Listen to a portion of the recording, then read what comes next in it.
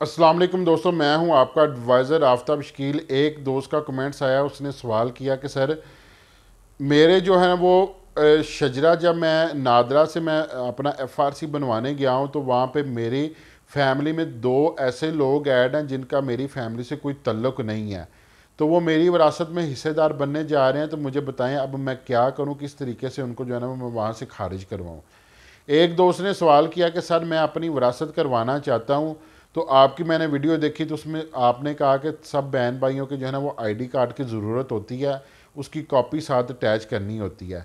तो कुछ बहन भाई जो है ना वो विरासत करवाने के हक़ में नहीं है। तो आप मुझे कोई ऐसा तरीका बताएं कि मैं जो है ना उनकी विरासत करवा सकूँ। तो वीडियो की तरफ जाने से पहले अगर आप लोगों को ज़मीनी मामला में कोई भी किसी किस्म का मसला है, नीचे कमेंट्स करें। हम इंशाल्लाह एक पूरी वीडियो बनाकर आपकी रहनुमाई करेंगे, आपका मसला हल करेंगे। लेकिन उसके लिए मेरे चैनल को सब्सक्राइब करें ताकि जल्द से जल्द मैं वीडियो बनाकर आपका मसला हल कर सकूं और मुझे पता चले आप मेरे मैच्योर सब्सक्राइबर हैं।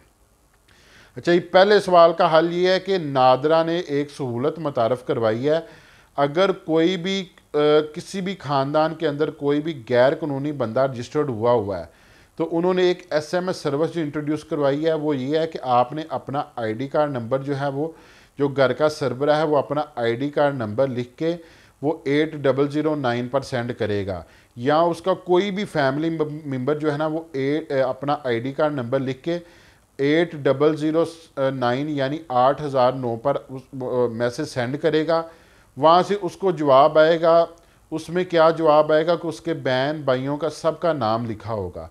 वो उसको देखेगा, अगर वो तमाम तर दुरुस्त हैं तो फिर उसके लिए वो बोलेंगे कि आप 2 का बटन प्रेस करें। ठीक है, 2 का बटन प्रेस करके ओके करें।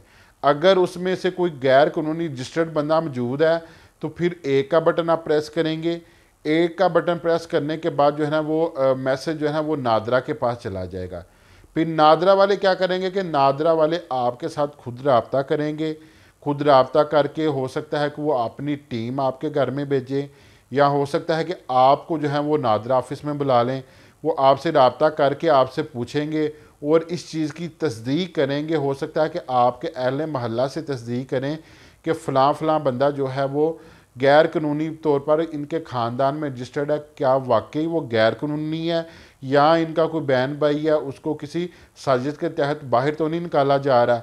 अगर उनकी वेरिफिकेशन सर्वे के मुताबिक दुरुस्त साबित होती है तो वो उस गैर कानूनी बंदे को जो है ना वो वहाँ से आपके जो ख़ानदान से जो है ना वो बाहर निकाल देंगे और आपका शजरा नस्ब जो है ना वो बिल्कुल एक्यूरेट कर देंगे। आपका फैमिली जो है ना वो जितना भी शजरा है उसको जो है ना एक्यूरेट कर देंगे।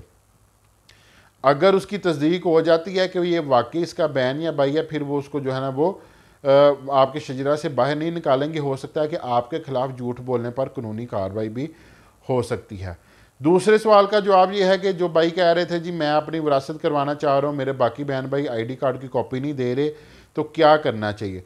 उसका हल ये है कि नादरा के अंदर जो है ना वो तमाम बहन भाइयों का रिकॉर्ड होता है। आप वहाँ पे जाएं, नादरा से FRC सर्टिफिकेट बनवाएं।